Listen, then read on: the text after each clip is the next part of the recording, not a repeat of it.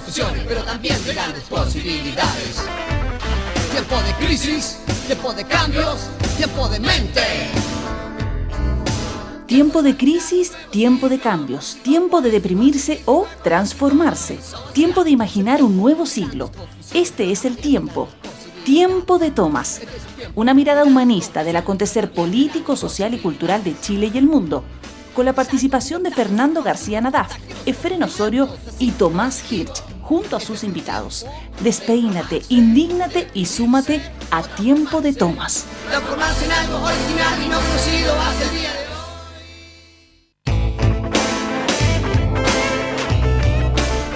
Hola amigos que están al otro lado de la radio, escuchándonos en este Tiempo de Tomas que transmitimos todos los lunes a las 8 casi ya de la noche, de acá desde Radio de Universidad de Chile, la radio que piensa, con nuestros amigos, con Tomás Hirsch y con Efrén Osorio. Hola Tomás, ¿cómo estás? Hola, ¿qué tal? ¿Cómo estás? Muy bien, muy contento de estar aquí en la radio que piensa. ¿Te mojaste hoy día o no? Poquito, la verdad es que cada día que anuncian lluvia no le apuntan. Yo no sé qué le está pasando a los Pero meteorólogos. pues Tomás. Pero unas gotitas por ahí. En la mañana eran unas gotas, no. Yo me mojé. Sí, como a las 2, a las 1 estuvo cayendo algo de agua. Efrén Osorio, ¿te mojaste tú o no? No, porque yo salí con paraguas. Qué Entonces preciso. no me mojé. Antiguamente había una publicidad. Cuando llueve todos se mojan, menos los que usan. No puedo decirlo porque es una publicidad. No, pero sí sé que esa publicidad ya, esa empresa ya tiene que... Como da de lo mi- mismo. Como en 1950. Los que usan no la paraguas. conocí. No, creo que eran impermeables búfalo. No la conocí. No, ¿cachai? O sea, no. Supe de los búfalos mojados Dolipen. nomás. No, es que Eso no, no, Tomás, mi, no. mi abuelito me contaba eso. No, mal. Bueno, Efrén, entonces no te mojaste hoy día, tuviste un O buen sea, día. llovió fuerte, pero no me mojé. ¿Cómo estuvo la semana política, Efrén? ¿Tuvo movida, poco movida? ¿Cómo...? Hay avatares ¿Sí? de todo tipo. ¿Por dónde partimos, No, mira, ¿sabes qué? Para tirar así una de primera, quiero sus opiniones duras, al callo, al hueso, sobre estas declaraciones del expresidente Ricardo Lagos ante un grupo de destacados, respetables empresarios criticando la conducción política de Michelle Bachelet. Efrén Osorio, ¿qué me dices tú? Dale tú. Es que la verdad es que volver a escuchar a Lagos con su tono así de reto y su tono así autoritario es como volver al siglo pasado, volver a épocas que uno pensaba que estaban superadas. Más encima con ese tonito que tiene frente a los empresarios y buscando el aplauso de los empresarios. En realidad él fue a buscar los aplausos de los empresarios y lo aplaudieron. Y yo digo que dime quién te aplaude y te diré para quién gobierna. Entonces realmente pareció una irrupción fuera de foco y que tiene que ver con, de alguna manera, con lo que está pasando en la nueva mayoría, que hay sustencioncillas, y creo que Lagos representa fundamentalmente aquella concertación de los años 90 y que está en acuerdo y en convivencia con los empresarios. Oye, Tomás, pero en el fondo, ya, ok, una cosa es que hables con empresarios, pero en el fondo lo que está diciendo Ricardo Lagos es que hay una especie de deuda pendiente con el desarrollo, con el tema de las concesiones. ¿Cómo ves tú ese tema?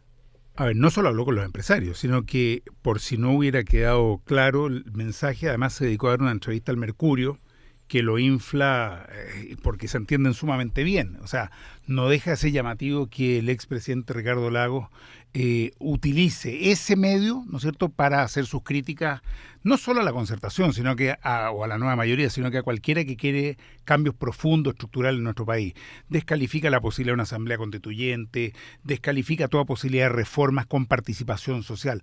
A mí me parece, aparte de patético, grave que un expresidente de la República esté totalmente dedicado a reafirmar su propia imagen, que es lo que en definitiva él hace, descalificando al resto, descalificando cualquier otra posibilidad.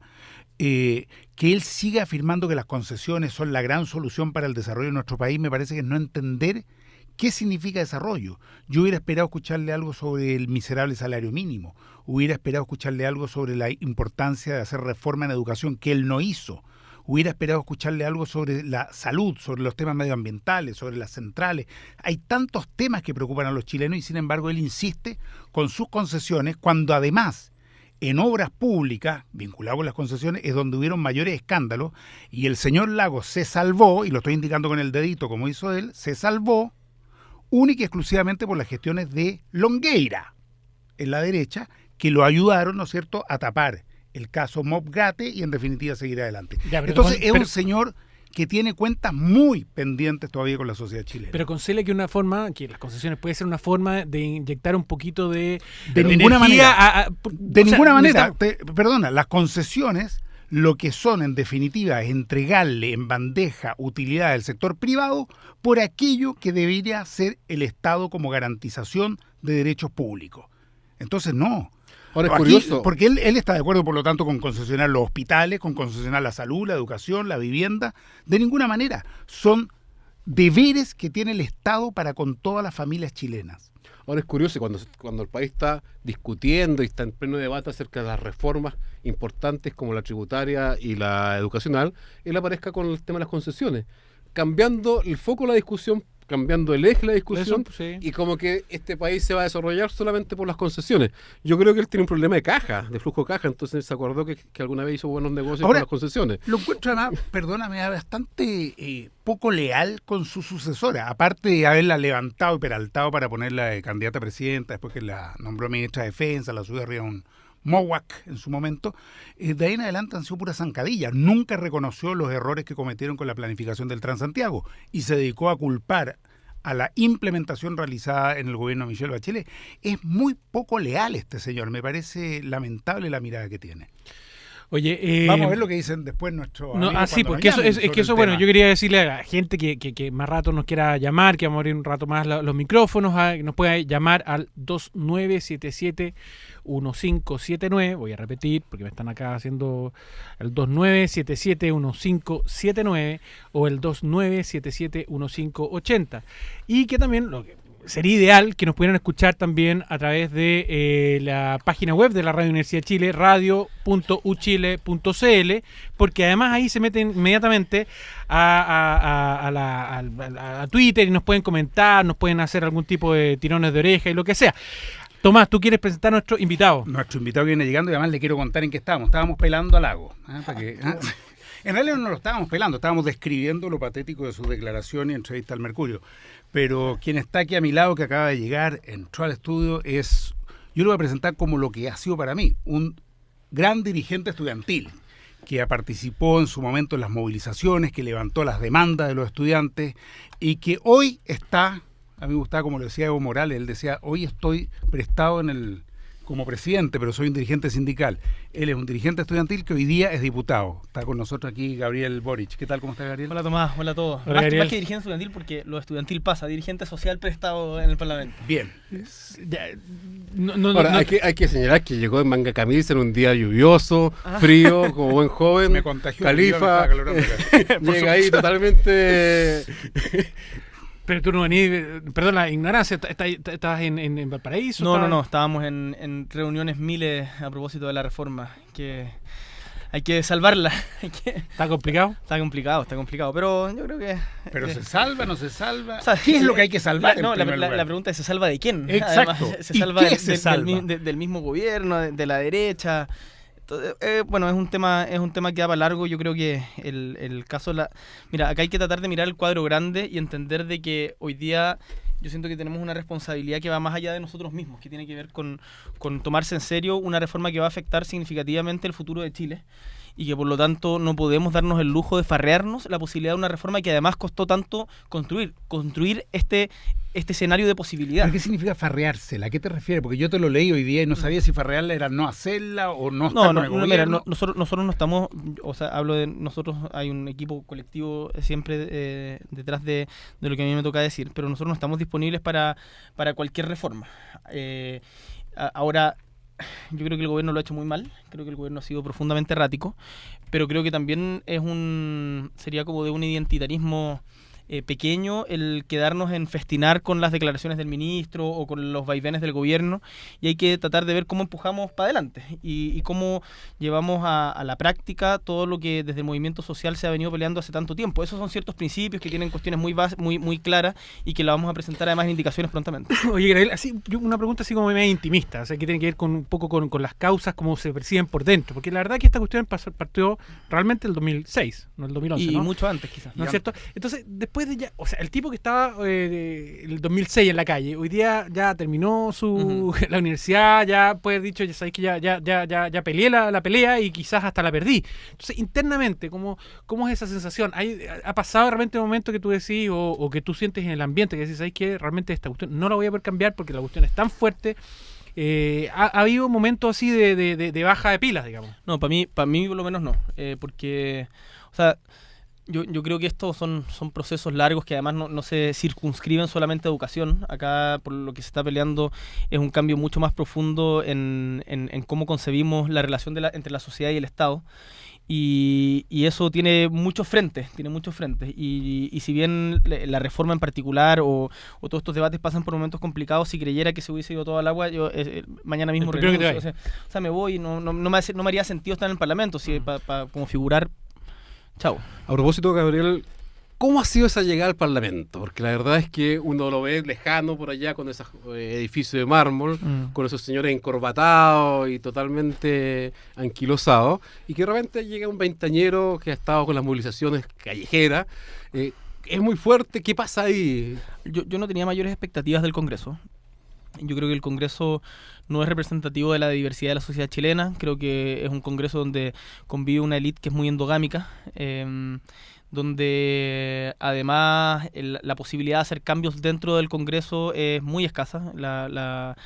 Las facultades que tienen los parlamentarios son muy pequeñas. Yo lo veo más como una expresión política de luchas sociales y cómo a partir de eso es posible articular a más gente que hoy día está pasando lo mismo. Con el desempeño que hemos tenido en el Parlamento, bueno o malo, o sea, eso se puede juzgar, evidentemente hemos cometido errores, pero hay mucha gente que se te acerca y te dice como creo, o sea, yo no sé, por ejemplo, la campaña en Magallanes, nosotros la armamos con una mezcla de generaciones, una síntesis de generaciones, de ochenteros que habían peleado contra la dictadura y que nos decían, viejo, yo no creía en la política hasta, o sea, había dejado de creer en la política, me iba para la casa hasta 2011, que usted nos devolvió la esperanza y ahora veo en lo que representa esta diputación una posibilidad de construir algo distinto. Ahora eso es lento, no hay que pasarse rollos tampoco, pero para mí no se juega todo en el día a día, sino son un proceso más largo. Entonces, desde esa perspectiva no me desilusiono por todas las chanchadas que hay en el Congreso o por lo estéril o insípido que puede ser el trabajo legislativo cotidiano. Tomás, tú tenías... Sí, estaba pensando que efectivamente, al menos como hemos visto nosotros siempre los cargos públicos, en primer lugar como posibilidades de vocería, es decir, es lo mismo que uno puede hacer en otros espacios, pero con un gran megáfono. Tienen esa gracia, o sea, tiene la gracia que los medios, porque creen en eso, porque de algún modo centralizan y focalizan, te dan un megáfono que te permite también aumentar el volumen de lo que estás diciendo para que llegue a más gente. Y esa es una gracia. Pero efectivamente cargos, al menos para nosotros, sin conexión con la dinámica social, con los movimientos sociales, con lo que es la movilización, no tiene mucho sentido. Si tú llegas a la presidencia de la República y no estás vinculado con un gran movimiento social, tampoco vas a hacer nada. Tampoco tiene ningún sentido. Es decir, tiene sentido en la medida que sirva para potenciar ese movimiento social, que es lo que uno echa de menos en estos gobiernos. O sea, desde que hemos llegado a la democracia, más bien lo que se ha buscado es prescindir del movimiento social.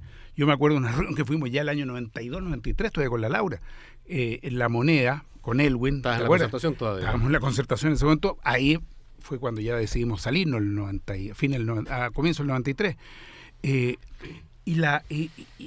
estaban todos ellos muy contentos porque de algún modo se había logrado parar la movilización social y gobernar y darle gobernabilidad al país con la política de los consensos. Han pasado más de 20 años y eso sigue bastante igual. Nos hemos encontrado con que la cocina sigue bastante activa.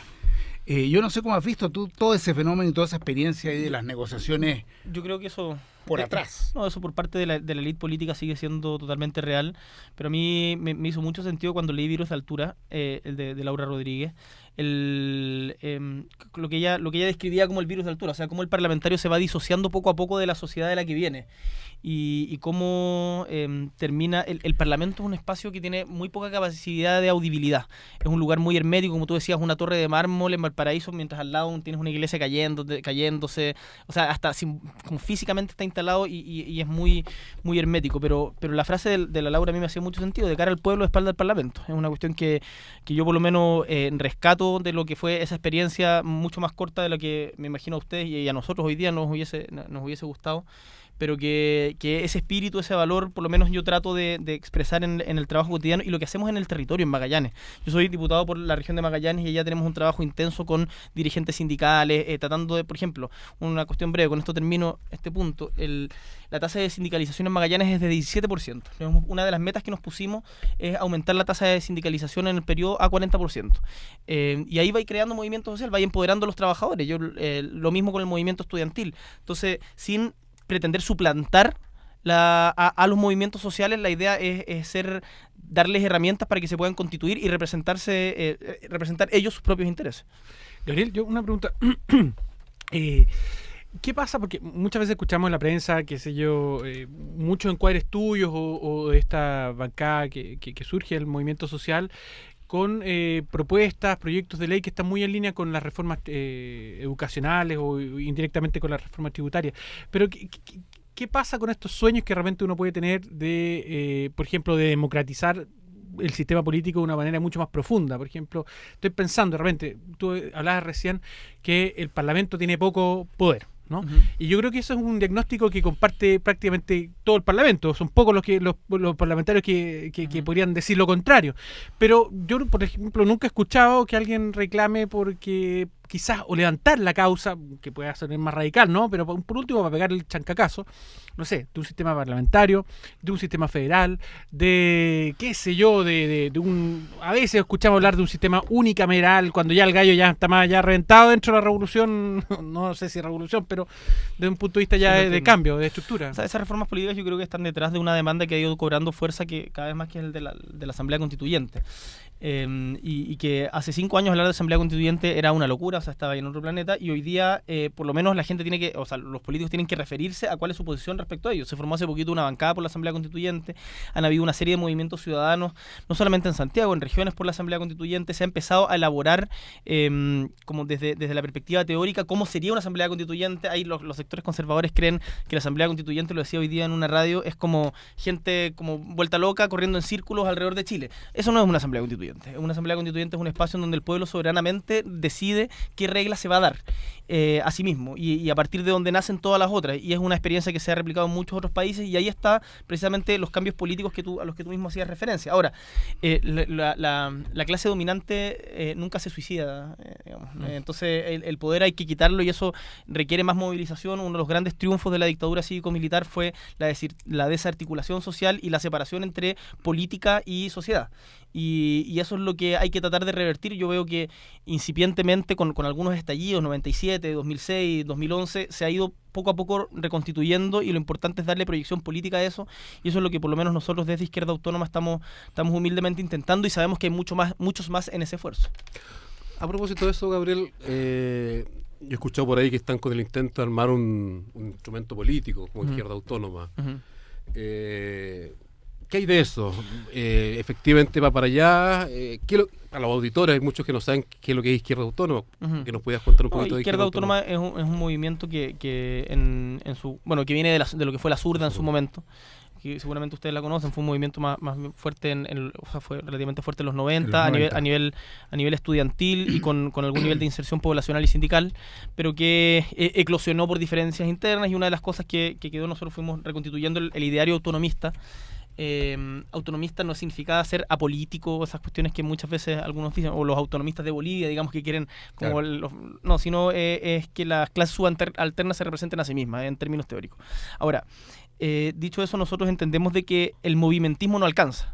Ahora, ¿cuál es la manera de dar el salto a lo político? Es una cuestión que estamos discutiendo permanentemente. Yo no me atrevo a hacer como decir esta va a ser la manera, porque es una cuestión que estamos en este momento como permanentemente discutiendo.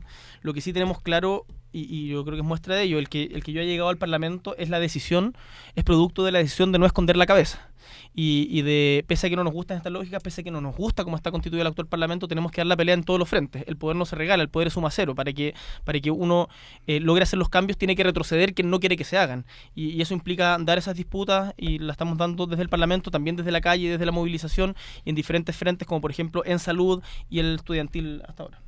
Oye, parece que ya estamos con mucha gente que está llamándonos. Les vamos a pedir que esperen un ratito porque las llamadas son en la segunda parte, después del pequeño corte. De todas maneras, vamos a repetir el teléfono, es el 2977-1579, o el 2977-1580. Estamos hoy día aquí conversando en Tiempo de Tomas en la Radio Universidad de Chile, que es la radio que la radio que piensa. que piensa. Acá estamos con Gabriel alguien Boric. piensa, y estamos con Gabriel Boric. Y con además. Tomás Hirsch, Efraín Osorio, ¿no? Pura gente que piensa. No, Bueno, sí, es esto es fantástico. Yo a veces pienso... Oye, Gabriel, Todo está en el volviendo al tema de la educación, hubo una reunión, encuentro, no sé bien qué es lo que fue el fin de semana del ministro Izaguirre, me parece que hablaba de una gran cantidad de ex dirigentes estudiantiles, así de algún modo la plantearon.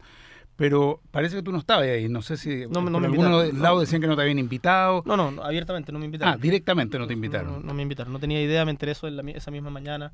¿Y sí invitaron a algunos otros de Izquierda Autónoma No, o a excluyeron de Izquierda Autónoma? O sea, A- tampoco estaba Andrés Filbaum, por ejemplo. No, a nadie de Izquierda Autónoma. Mira, a nadie que ha planteado críticas respecto a cómo ha llevado el gobierno el proceso de reforma educacional. Invitaron a pura gente de las juventudes de la concertación, o sea, de la nueva mayoría, y entiendo que y gente de Revolución Democrática. Y yo te Que es pregunto, legítimo, entonces, o sea, el estar de acuerdo con el gobierno es legítimo. Yo no quiero entrar como Por a supuesto. caricaturizar, pero que no se diga que es una reunión como Abierta, transversal. todo No, a nosotros no nos así invitaron. se presenta. pero lo que yo quiero preguntar es justamente para aclarar bien el tema. ¿Qué significa hoy estar de acuerdo y qué significa no estar de acuerdo? Es decir, ¿qué hay en la reforma que está proponiendo el gobierno distante, diferente a la propuesta y al planteo y la demanda del movimiento social y el movimiento estudiantil que viene arrastrándose hace ya varios años? Y respecto a lo que ustedes mismos planteaban cuando estaban en la dirigencia estudiantil. A ver, yo quiero tratar de ser bien diáfano en esto. Mi compromiso no es con el gobierno, es con la necesidad de una reforma y en particular con la que se ha planteado desde los movimientos sociales, en particular el estudiantil. Dicho esto, yo creo que el gobierno ha conducido mal el proceso porque finalmente en un proyecto que tiene aspectos que son muy positivos y que son necesarios, se ha terminado descentrando cuál debiera ser el principal objetivo de esta reforma, que es fortalecer la educación pública. Y frente a ello nosotros hemos planteado ciertos reparos. Además, el mismo movimiento estudiantil va a entrar en el debate legislativo, en el debate minucioso.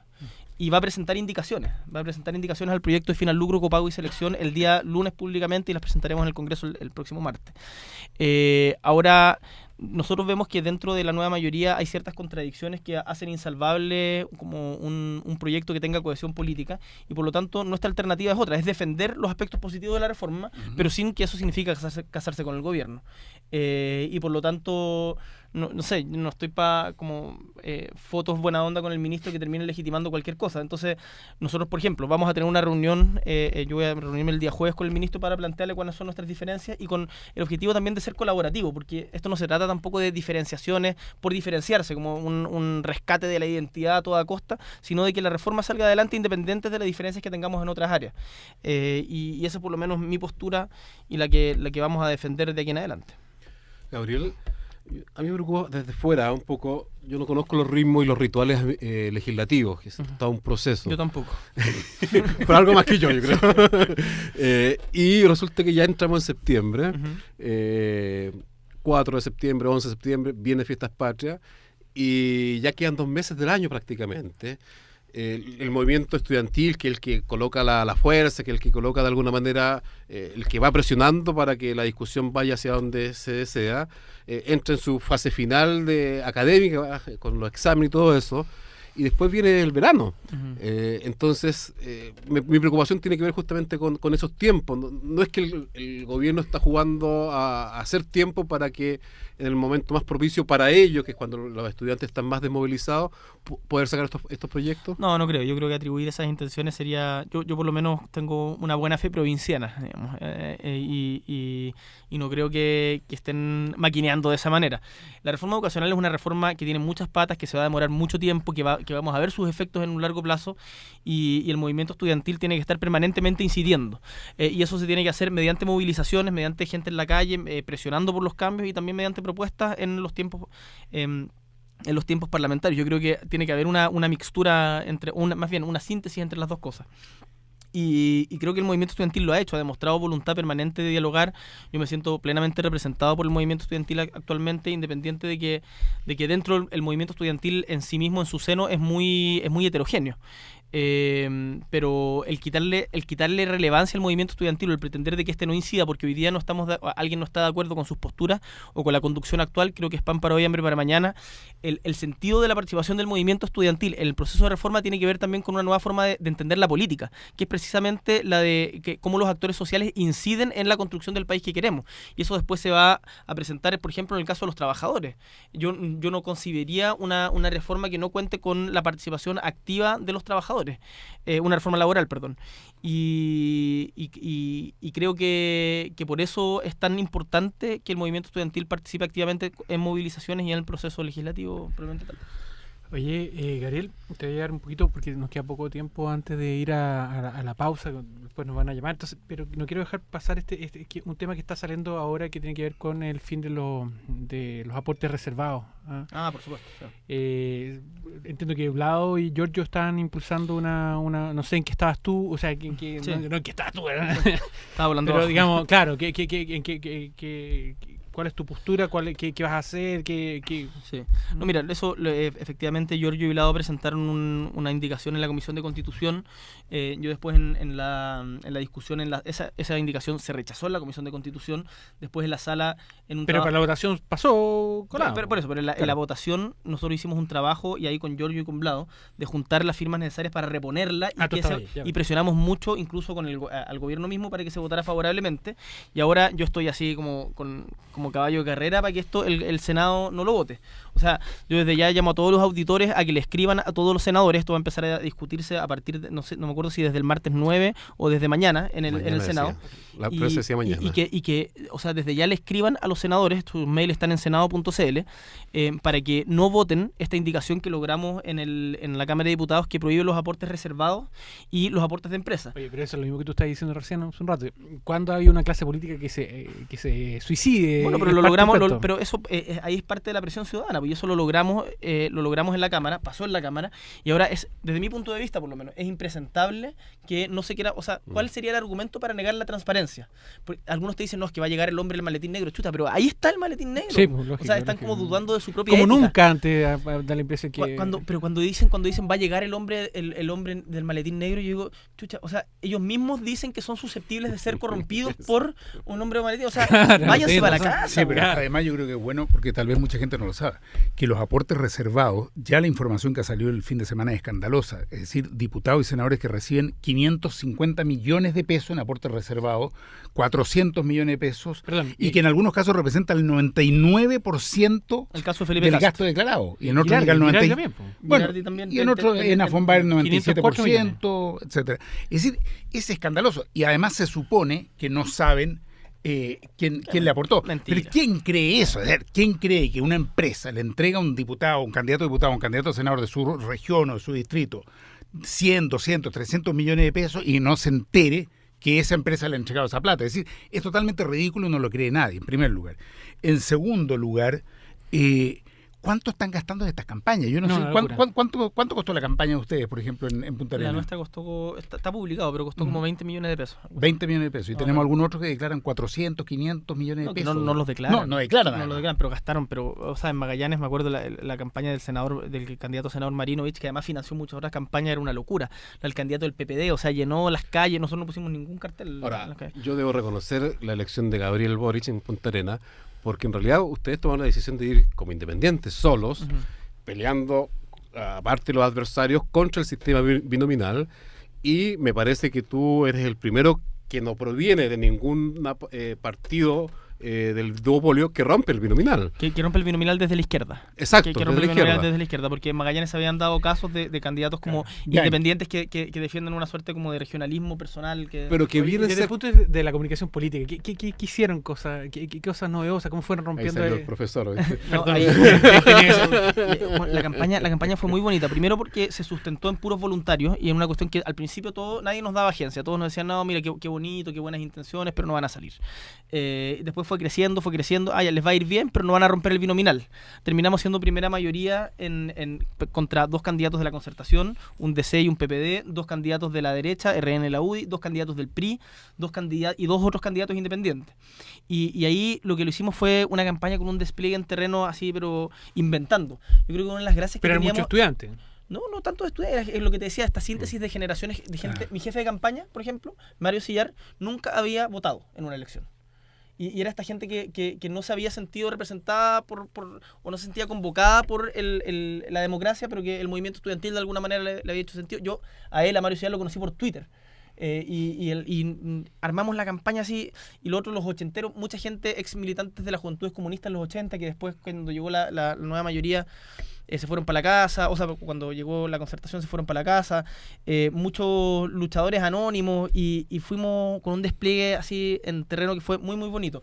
Una de las cosas que hacíamos es entregábamos, por ejemplo, no regalábamos nada, los otros candidatos regalaban cordero, regalaban ollas, hacían bingo, cuestiones bien absurdas, y lo que nosotros hacíamos es no regalábamos nada, salvo un paquetito de semillas, y decíamos, acá estamos tratando de sembrar la nueva política, pero depende de los dos, o sea, depende, yo le entrego la semilla, pero usted tiene que regarla, y así va creciendo, y eso fue muy bonito. Vamos a ver qué opinan nuestros auditores y auditores. Pero Esto, tenemos que vamos dar a una pausa. corte, por eso, vamos a una pausa y después ya vamos a abrir el teléfono. Con ¿no? Gabriel Boric. Y Tomás ¿Osorio? No. Tomás Osorio, F2. Vamos a la pausa. Me estás cambiando.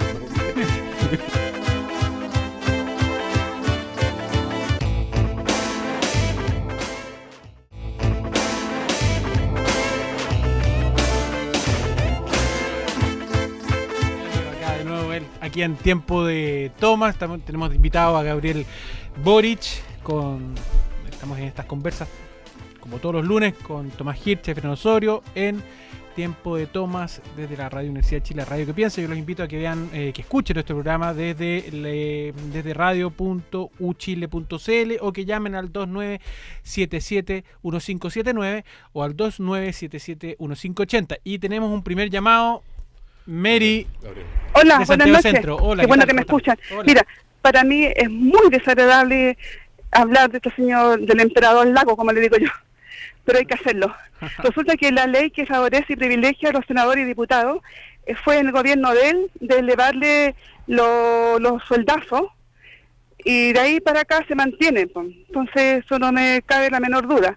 Y lo otro, que traicionar a las personas es parte de su ADN, señor Lago, porque tenía el perfil perfecto para lo que le eligieron desde el Pentágono a dirigir los destinos del país, entregar el cobre, todo. Es tan hábil el señor que hizo un montaje pero perverso contra Lavandero, que estaba descubriendo todo lo que se estaba robando con los royalties del cobre y de otros recursos naturales que vienen incluidos las barras de cobre. Entonces este señor es maquiavélico. Ahí me da pena porque tiene lamentablemente un hijo que sigue los mismos pasos de él. Gracias Mary, gracias por tu comentario, te pasaste. Ángel de Santiago, ¿estás ahí? Sí, mira, bueno, un saludo a todos los contertulios y felicitaciones también porque no sé cómo lo hacen, pero cada programa que hacen es cada vez mejor. Pero muchas gracias. Vamos a pedirle a los auspiciadores que tomen en cuenta eso.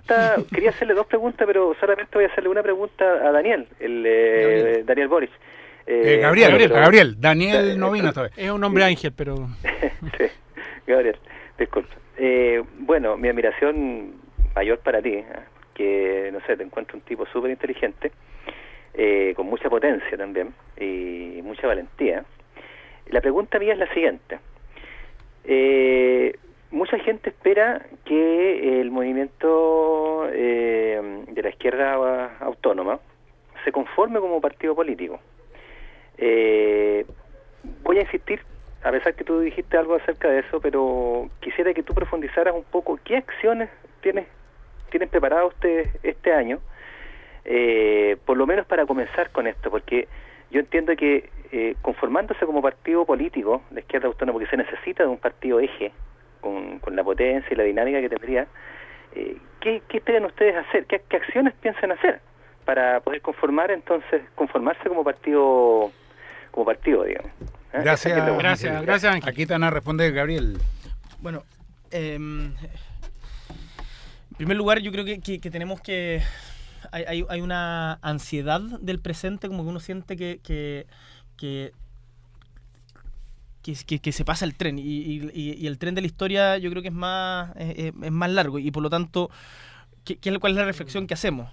que las soluciones orgánicas no necesariamente dan respuesta a los problemas políticos y que primero, antes de decir cómo ponernos un nombre, comprar un dominio en internet y decir ya somos el partido izquierdaautónoma.cl, venga, inscríbase, es necesario formar o tener una cohesión política interna y claros los frentes de acción con los que vamos a empezar, porque si no se te forma una majamama de la que después no te puedes librar. Y eso ha pasado mucho en la izquierda, como estos esfuerzos frustrados, el ejemplo de la misma zurda, o sea, de muchos esfuerzos frustrados que terminan derivando en otra cosa, terminan disolviéndose, lo que pasó con Todos a la Moneda, por ejemplo, o lo que pasó con el PAIS, el MAIS, entiendo que ahora lo que fue el Juntos Podemos, la experiencia de Tomás. Entonces, nosotros preferimos ir un poco piano a piano con eso, pero sí, o sea, la decisión de avanzar a la conformación de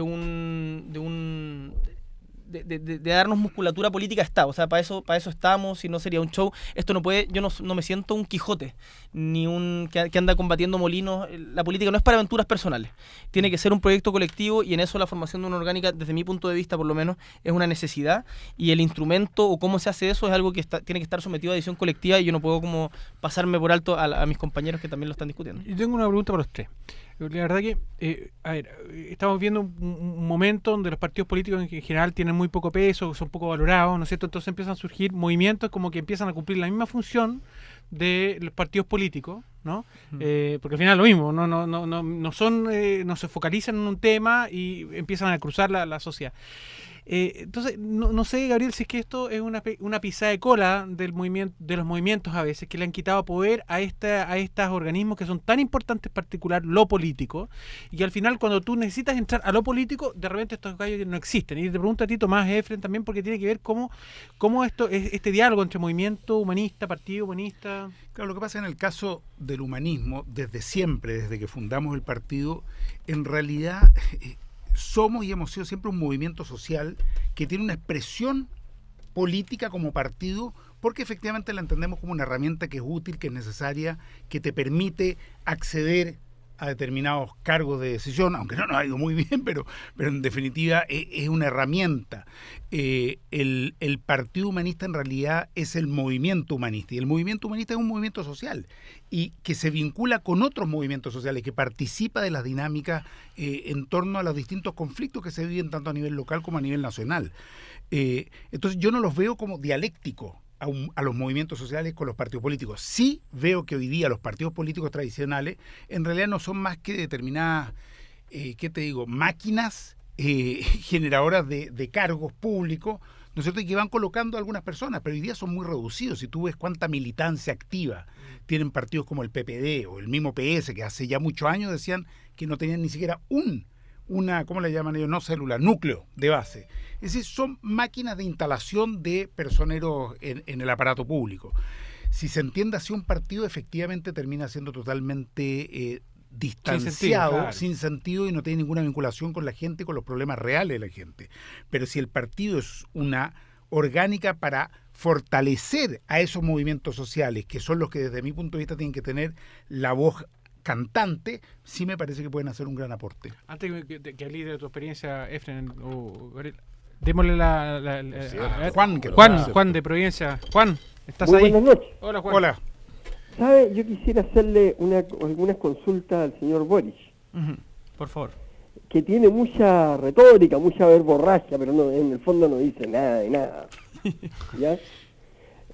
Oiga, señor Boric, usted como diputado, yo creo que han discutido el problema en educación, el problema de la formación de profesores, el problema de de qué influencia tiene la familia en la educación y cómo se podría aprovechar o no aprovechar la importancia de la familia en la educación, qué importancia tienen las universidades privadas en la formación o no de profesores, cuáles son, qué programas, han visto ustedes algunas comisiones de estudio sobre planes y programas de educación. ¿Cómo va a ser cuál va a ser la... Son muchas preguntas. Escúchame una cosa. Más llamadas también, Juan. Es que toda esta gente se lo pasa solamente en elucubraciones. Démosle tiempo a Gabriel para que te Dijimos que responda. Gabriel te conteste, Juan, dale. Porque si no vamos a tener que alargar el programa hasta 1 hora más. Ya, gracias, Juan.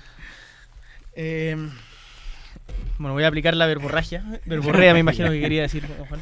Pero mira, evidentemente hemos discutido en reiteradas, o sea, no solamente en el Congreso, sino también desde el mismo movimiento social, el tema de la formación de profesores. Yo creo que el tema de la formación de profesores es clave.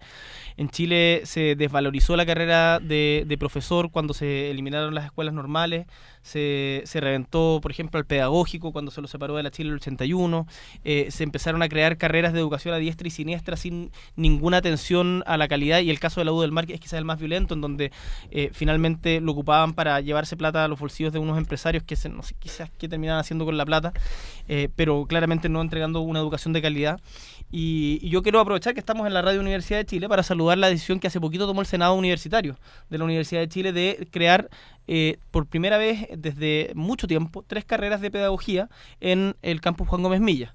Y eso es una muy buena noticia, yo creo, para la educación en Chile. La universidad va a empezar va a volver a formar profesores y sin lugar a dudas el tema de la calidad y del cómo se forman los académicos en nuestro país o los profesores es de primera relevancia. Y tanto desde la perspectiva de los sueldos que ganan, que es una cuestión que hoy día muchos trabajan por, no sé, 400 lucas, 500 lucas, siendo que le dedican un esfuerzo gigante a eso. La pregunta por el valor del trabajo está ahí presente, la calidad de las carreras que imparten educación, y bueno, tantas otras preguntas que se van a ver el segundo semestre cuando se discuta el tema de educación pública en el Congreso. Pero ¿cómo se llamaba el auditor? Juan, para Juan, que esté tranquilo, que eso lo vamos a discutir, y si quiere enviarnos sus aportes los vamos a recibir muy contentos pese a sus críticas. Y ahora nos llaman de San Ramón, está ahí Emiliano. Escuchemos a Emiliano. Hola, buenas noches. ¿Qué tal? ¿Cómo estás? Muchas gracias. Rapidito me dijeron, así que tengo que hablar rápido. Uno, el señor Lago, yo creo que es un fresco de nalga que creo que defeca hielo. La concentración del poder económico que él hizo cuando se tituló de abogado causó impacto en Chile, y eso se olvidó absolutamente. Entonces nunca nos olvidemos que el señor Lago sabe, es inteligente, pero es siniestro. Eso es fundamental. Aplaudido por la derecha y ahora busca ser candidato y está tratando de hacer un partido político, etcétera, etcétera. Un tipo realmente mefistofélico. Gracias, Emiliano. Uno, dos. Con respecto al joven diputado, yo le rogaría que buscara lo que le sucedió a Luis Emilio Recabarren. Un hombre honesto, no su partido actual, un hombre honesto que luchó y que al final terminaron destituyéndolo. Pero en segundo lugar, él no se atrinchera en el Congreso Nacional, atrinchérese con las bases. Empoderamiento es la única forma de vencer a la clase dominante. Si no tenemos el respaldo del pueblo, que es el soberano, estamos sonados. Gracias. Gracias, Emiliano. Muchas gracias. Sí, a mí me gustaría hacer un comentario antes que hable Gabriel y le responda al auditor, a propósito de los comentarios de Juan anterior, que le da como el fondo que ha hecho Gabriel Boric o la verborragia. La verdad es que yo tengo 49 años, soy un ochentero, y con Tomás, cuando fundamos el Partido Humanista para allá por el año 85, salimos hablando de educación gratuita, salimos hablando de una nueva constitución y asamblea constituyente, salimos hablando del final de la AFP, y durante 20 años la verdad es que nuestros planteos no eran escuchados, los medios de comunicación no lo tomaban, hasta que irrumpe el 2011 una generación de jóvenes, entre otros con Gabriel Boric, y por tanto lo que ha hecho Gabriel Boric, a mi juicio, es bastante más de lo que plantea el auditor, y hay que señalarlo. Pusieron los temas en agenda, que durante mucho tiempo muchos intentamos hacerlo y no pudimos, lo hicimos sin éxito, y ellos, por la fuerza del movimiento social, la fuerza del movimiento estudiantil, lo pusieron, y por eso ahora estamos discutiendo de las grandes reformas. Y por tanto creo que lo que plantea el auditor Juan me parece un poquitín equivocado, y creo que hay que señalarlo. Por la misma razón, y también debo decirlo, nosotros los humanistas en estas elecciones parlamentarias nos omitimos donde la izquierda autónoma llevaba candidato, porque nos parecía súper importante que se la jugaran, nos parecía una decisión muy, muy valiente, a diferencia de otros, de jugársela, y por tanto había que despejar el camino para que pudieran salir adelante. Y yo quiero agregar algo, complementar algo. Para el humanismo, el motor de la historia son justamente las generaciones, así como para otros motores de la historia son las clases, o en fin, hay distintos motores. Nuestra visión es que lo que mueve la historia son justamente las generaciones que van reemplazándose y buscando cada una imponer un nuevo paisaje social. por mucho tiempo esa dinámica estuvo bastante detenida, no solo en Chile, sino que en el mundo entero. En los 80 y a comienzos de los 90 se detuvo esa dinámica y nos encontramos con un mundo que efectivamente estuvo muy detenido, muy poco dinámico en términos de cambio hacia el futuro. Lo que ha pasado a partir de más o menos el 2009, 2010, de nuevo, no solo en Chile, sino en el mundo entero, es que hay el despertar de una nueva generación. Pasó en Egipto, yo estuve ahí para el momento de esta revolución de la Plaza Tahrir, estaba ahí, fui para allá. Pasó en España, lo vimos, ¿no es cierto?, con todo el movimiento de la Plaza Sol, pasó en Estados Unidos con el Wall Street, pasó en Israel, pasó en fin, en lugares muy diversos y pasó también acá en Chile. Me parece que efectivamente estamos en presencia de un despertar de una nueva generación y eso es muy esperanzador, por lo menos para quienes hemos venido luchando hace mucho rato por cambios muy profundos, estructurales, que hemos planteado la idea de una revolución, pero una revolución no violenta que significa un cambio estructural, profundo de la sociedad chilena.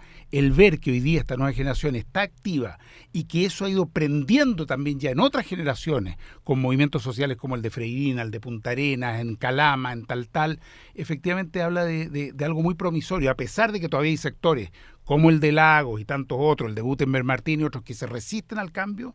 Me parece que el cambio va. Y en ese sentido yo tengo una mirada pesimista en el corto plazo, pero muy optimista hacia adelante. Gabriel. Sí, agregar algo que respecto a lo que dice Tomás, yo creo que es importante decir de que yo estoy de acuerdo, las generaciones cumplen un rol importante, pero esto no es una lucha generacional. ¿Por qué?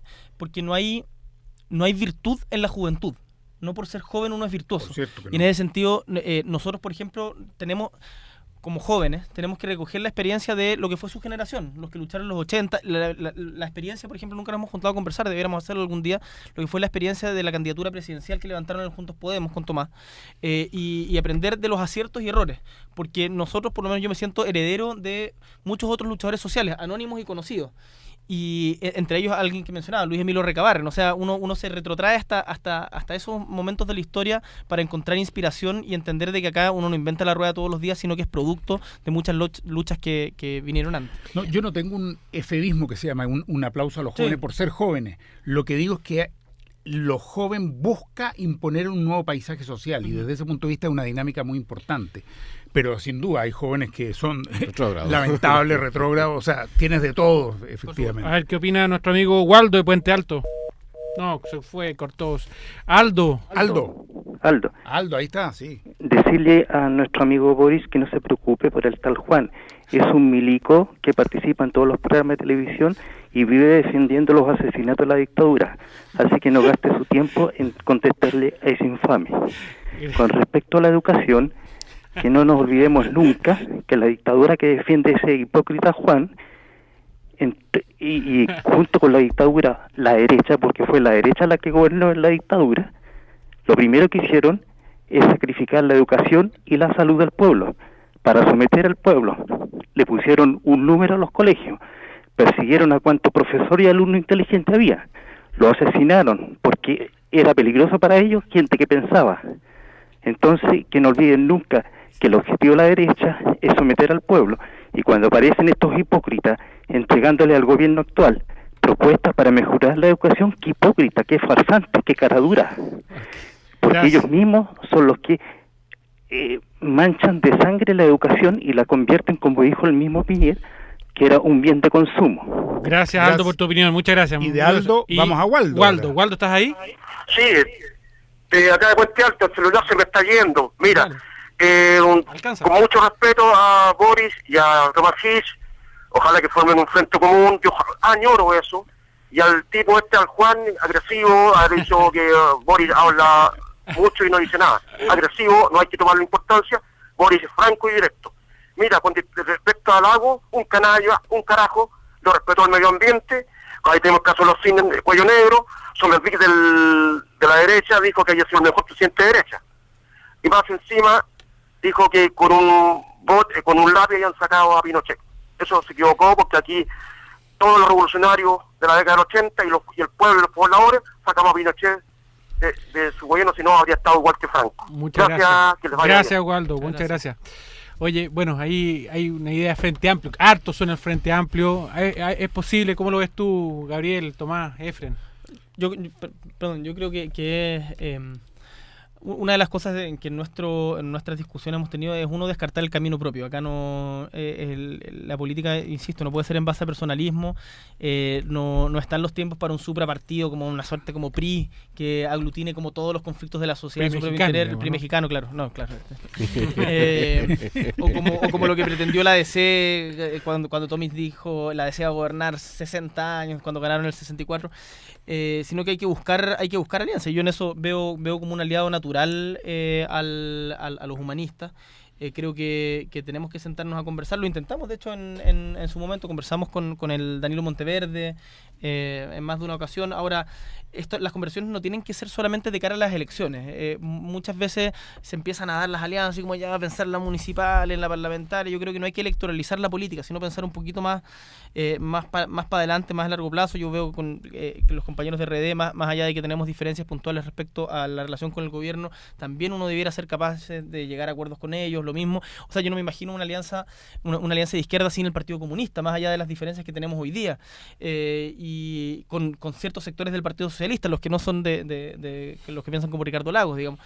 Y tanto militante de base honesto que hay a lo largo de Chile, tanto luchador social que no se siente representado, y por supuesto que hay que convocarlo a algo. Si uno tiene que tener vocación de mayoría, si no estamos fregados, vamos a estar condenados a la marginalidad y irrelevancia, y yo por lo menos no estoy haciendo política para eso.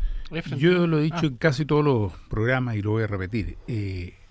Creo que es importante y necesario para la izquierda política y social, progresismo, como la quieran llamar, buscar caminos de convergencia. Creo que la última elección ya fue el extremo, creo que todos hemos reflexionado al respecto,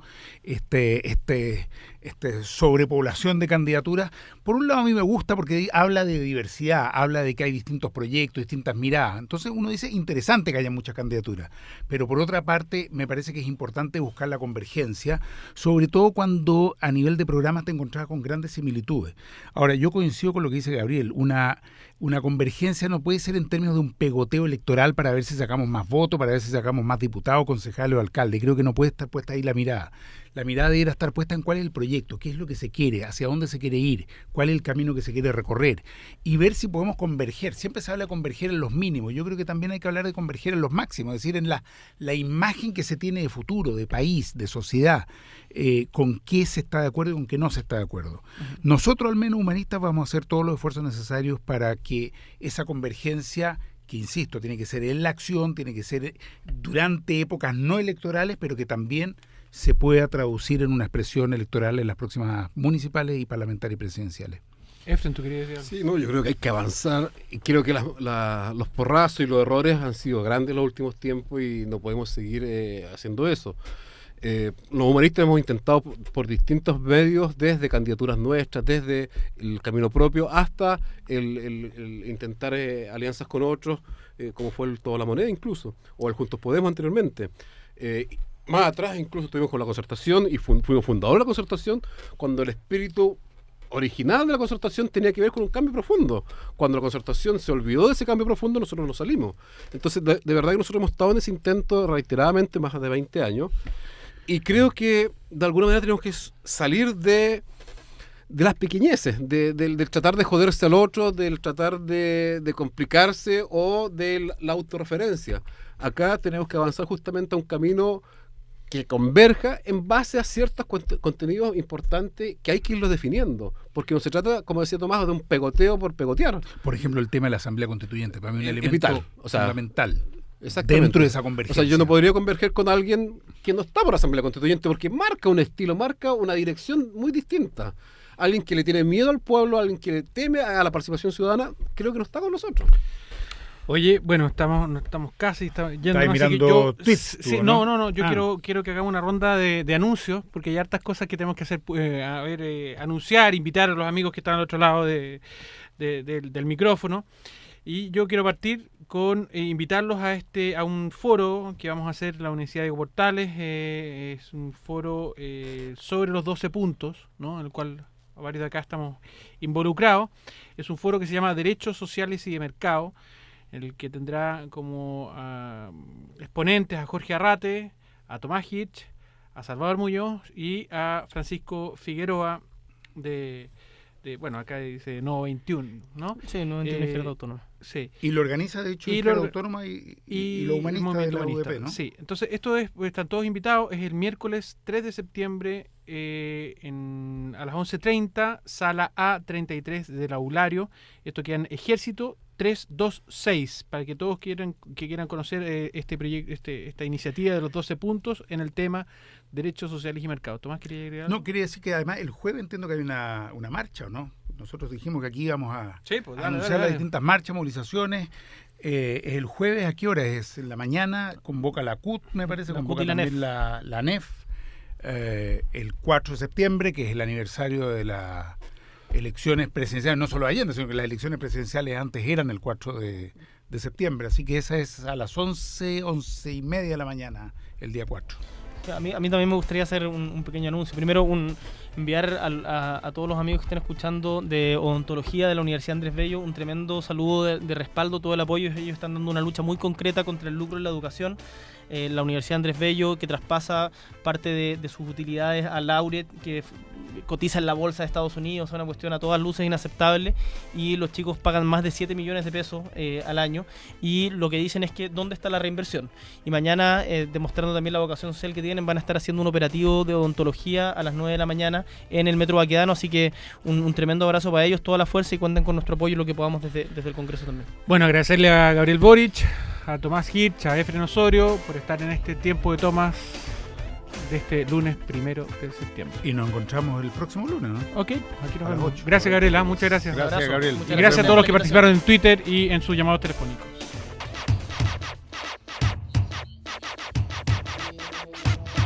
En Radio Universidad de Chile hemos presentado Tiempo de Tomas, una mirada humanista del acontecer político, social y cultural de Chile y el mundo, con la participación de Fernando García Nadaf, Efren Osorio y Tomás Hirsch junto a sus invitados. Nos encontramos el próximo lunes a las 8. Despeínate, indígnate y súmate a Tiempo de Tomas.